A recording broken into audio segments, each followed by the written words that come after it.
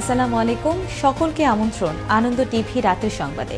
আপনাদের সঙ্গে আছে আমি সুমাইয়া আজাদ। নোয়াখালীর বেগমগঞ্জ উপজেলার একলাশপুরে এক নারীকে বিবস্ত্র করে নির্যাতনের ঘটনার মূল হোতা দেলোয়ার হোসেনের ৩টি পৃথক মামলায় ৭ দিনের রিমান্ড মঞ্জুর করেছেন আদালত। দুপুরে শুনানি শেষে সিনিয়র জুডিশিয়াল ম্যাজিস্ট্রেট বিচারক মাশফিকুল হকের আদালতে ৩টি মামলায় ৭ দিনের রিমান্ড মঞ্জুর করেন। রোববার বিশ্ব খাদ্য দিবস উপলক্ষে দেশের সকল নাগরিকদের জন্য জীবিকার নিশ্চয়তা এবং খাদ্য ও পুষ্টি অধিকার নিশ্চিত করার জন্য দুটি সংগঠনের ব্যানারে অশ্বিনী কুমার হল প্রাঙ্গণে খাদ্য অধিকার আইন প্রণয়নের দাবিতে বরিশালে অনুষ্ঠিত হল মানববন্ধন। এ সময় দেশে খাদ্য অধিকার আইন প্রণয়ন করার দাবি জানান মানববন্ধনের বক্তারা। রোববার বগুড়ায় পৌর আওয়ামী লীগের উদ্যোগে প্রধানমন্ত্রী শেখ হাসিনাকে কটূক্তি এবং দেশব্যাপী ধর্ষণের বিরুদ্ধে বিক্ষোভ ও সমাবেশ অনুষ্ঠিত হয়। সমাবেশে প্রধান অতিথি হিসেবে বক্তব্য রাখেন বাংলাদেশ আওয়ামী লীগের সাংগঠনিক সম্পাদক এস.এম. কামাল হোসেন। বিশেষ অতিথি ছিলেন জেলা আওয়ামী লীগের সভাপতি মুজিবুর রহমান মজনু। ফেনীর পরশুরাম উপজেলার হিল্লাটিলা নামক স্থানে খালে মাছ ধরার সময় বজ্রপাতে নিহত হল 2 সহোদর। বিজিবি জানায়, রোববার ভোরে পরশুরাম উপজেলার হিল্লাটিলা নামক স্থানে খালে মাছ ধরতে গেলে বজ্রপাতে ঘটনাস্থলেই করিম এবং স্বপন নামের 2 ভাইয়ের মৃত্যু হয়। দুপুরে বিজেপি বিএসএফ এর দ্বিপাক্ষিক বৈঠক শেষে ভারতীয় বিএসএফ এর বিজিবির কাছে মরদেহ হস্তান্তর করে। কুড়িগ্রামের উন্নয়নের প্রধানমন্ত্রী 10 দফা প্রতিশ্রুতি দ্রুত বাস্তবায়নের দাবিতে বিক্ষোভ মিছিল ও সমাবেশ করল বাংলাদেশ ক্ষেত মজুর সমিতি কুড়িগ্রাম জেলা শাখা। রোববার কুড়িগ্রামের কলেজ মোড়ের স্মৃতিস্তম্ভে আলোচনা সভায় জেলা ক্ষেত মজুর সমিতির সভাপতি উপেন্দ্রনাথ রায়ের সভাপতিত্বে বক্তব্য রাখেন কেন্দ্রীয় ক্ষেত মজুর সমিতির সভাপতি ড. ফজলুর রহমান। প্রতারণার মাধ্যমে অর্থ হাতে নেওয়ার অভিযোগ এনে স্থানীয় একটি পোল্ট্রি ফার্মের বিরুদ্ধে রোববার দুপুরে সংবাদ সম্মেলন করেছেন লালমনিরহাটের পাটগ্রাম উপজেলার ক্ষুদ্র খামারিরা। লিখিত বক্তব্যে খামারি রশিদুল ইসলাম শিমুল জানান, একতা নামের পোল্ট্রি খামারের মালিক সাদা স্ট্যাম্পে ও চেকে স্বাক্ষর নিয়ে পণ্য সরবরাহ করে, কিন্তু টাকা পরিশোধ করতে গেলে দেখা যায় প্রত্যেকের নামে নির্ধারিত দামের চেয়ে কয়েক গুণ বেশি দাম উল্লেখ করা থাকে। এর প্রতিকার চান পাটগ্রামের ক্ষুদ্র খামারিরা।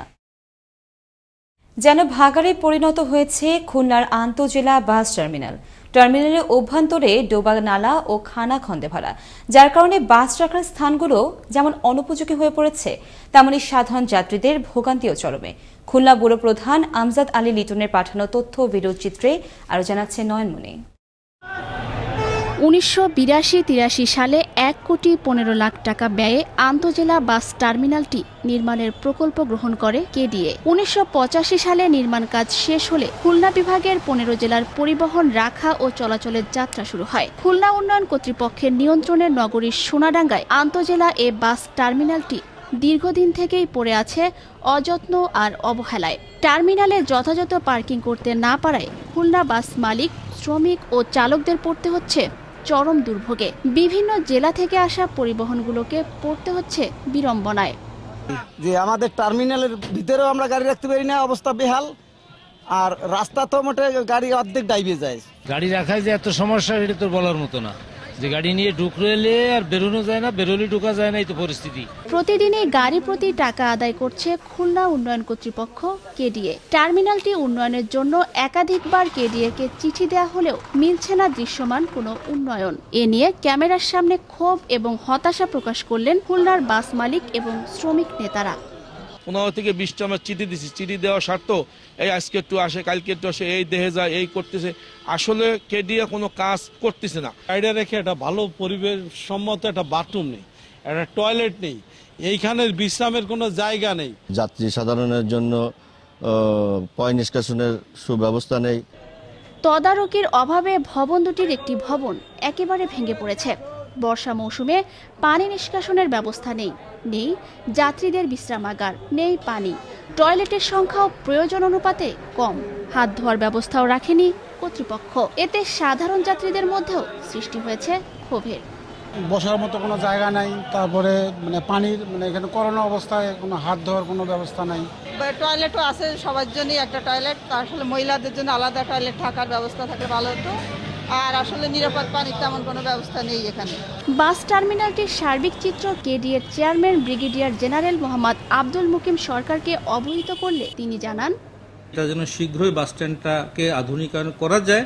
তবে এটার যে রিপেয়ার কাজ আছে সেটা আমরা বাৎসরিক প্রতি বছরই আমরা অর্থ রাখি। যেমন গত বছর 20 লক্ষ টাকা খরচ করে আমরা এটাকে কিছু মাটি ভরাট করতে সমর্থ হয়েছি।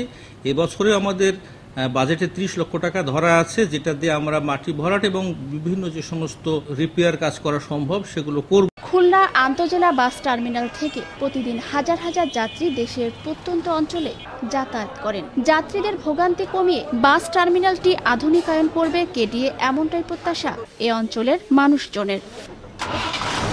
নয়নমণি, আনন্দ টিভি, ন্যাশনাল ডেস্ক। সিরাজগঞ্জের কামারখন্দে ব্যাটারি চালিত অটো ভ্যানের নিচে চাপা পড়ে মৃত্যু হল মাহিম হোসেন নামের এক শিশুর।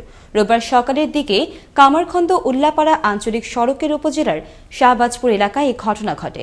দ্রুত শিশুটিকে উদ্ধার করে বঙ্গমাতা শেখ ফজিলাতুন্নেসা মুজিব জেনারেল হাসপাতালে নেয়ার পথেই শিশুটির মৃত্যু হয়। ময়মনসিংহের গৌরীপুর উপজেলা স্বেচ্ছাসেবক লীগ সাধারণ সম্পাদক মাসুদুর রহমান শুভকে নৃশংসভাবে হত্যার প্রতিবাদে ও জড়িতদের দ্রুত গ্রেফতার ও ফাঁসির দাবিতে ভালুকায় বিক্ষোভ মিছিল ও মহাসড়ক অবরোধ করেছে নেতাকর্মীরা। রোববার দুপুরে উপজেলা স্বেচ্ছাসেবক লীগ আয়োজিত এই কর্মসূচিতে সভাপতি আব্দুল জলিল, সাধারণ সম্পাদক জাকির হোসেনের নেতৃত্বে বিভিন্ন পর্যায়ে নেতাকর্মীরা অংশ নেয়। সরকারি কাজে সহায়তা প্রদানের লক্ষ্যে নরসিংদী শিবপুরে সম্পন্ন হল গ্রামভিত্তিক অস্ত্রবিহীন 10 দিনের ভিডিপি মৌলিক প্রশিক্ষণ। প্রশিক্ষণে 64 জন পুরুষ মহিলা অংশগ্রহণ করেন। প্রশিক্ষণ শেষে সদস্যদের মাঝে সনদপত্র, ভাতা ও শেয়ারের চেক বিতরণ করা হয়। এ সময় উপস্থিত ছিলেন শিবপুরের উপজেলা আনসার ও ভিডিপি কর্মকর্তা সিদ্দিকুর রহমান। নাটোর শহরের ছায়াবানি মোড় থেকে স্টেশন বাজার পর্যন্ত অধিগ্রহণ ভূমির ন্যায্য মূল্যের দাবিতে রোববার সংবাদ সম্মেলন করেছেন জমির মালিক। সাংবাদিক সম্মেলনে বক্তারা বলেন, সম্পত্তির বাজার মূল্য নির্ধারণে সময় স্থাবর সম্পত্তির পারিপার্শ্বিক এলাকার সমশ্রেণী মূল্য নির্ধারিত নিয়মে হিসাব করতে হবে। রাতের সংবাদে এই ছিল এখনকার মতো। করোনা থেকে আপনি এবং আপনার পরিবারকে সুরক্ষিত রাখতে সরকারি নির্দেশনা মেনে চলুন।